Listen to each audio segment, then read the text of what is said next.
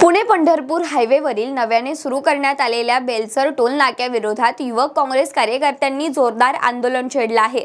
अवघ्या 3 दिवसांपूर्वी टोल वसुलीला सुरुवात झाल्यानंतर स्थानिक नागरिकांमध्ये तीव्र नाराजी व्यक्त होतीये। स्थानिकांना टोल माफी द्यावी या प्रमुख मागणीसाठी युवक काँग्रेसचे कार्यकर्ते आणि स्थानिक ग्रामस्थ रस्त्यावर उतरले असून त्यांनी जागरण गोंधळ घालत अनोख्या पद्धतीने सरकारचा निषेध नोंदवला।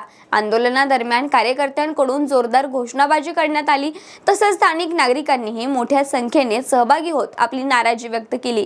दरम्यान या आंदोलनाबाबत युवक काँग्रेसचे अध्यक्ष उमेश पवार यांनी माध्यमांशी संवाद साधला आहे। पाहूयात नेमकं ते काय म्हणाले। आमची युवक काँग्रेसच्या माध्यमातून हीच मागणी आहे की स्थानिकांना, पुरंदर तालुक्यातील स्थानिकांना या टोल मधून माफी मिळाली पाहिजे सर्वांना, अशी आमची प्रथमतः मागणी आहे। कारण की पुरंदर तालुक्यातील जी जनता आहे, जेजुरीकडील भागातील त्या लोकांना दररोज म्हटलं तरी सासवडला सरकारी कामानिमित्त म्हणा, कुठल्याही कामानिमित्त म्हटलं तरी जावं लागतं।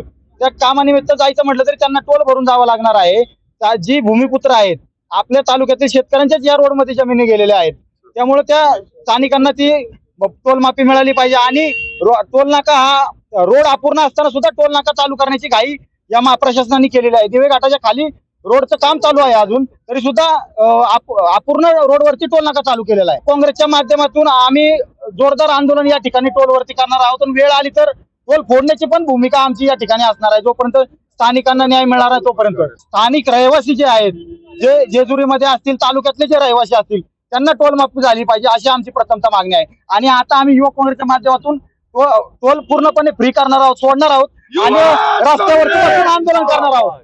आम्हाला अटक झाली तरी त्याची परवा नाही, परंतु शेतकऱ्यांना न्याय, स्थानिकांना न्याय मिळाला पाहिजे अशी आमची भूमिका आहे।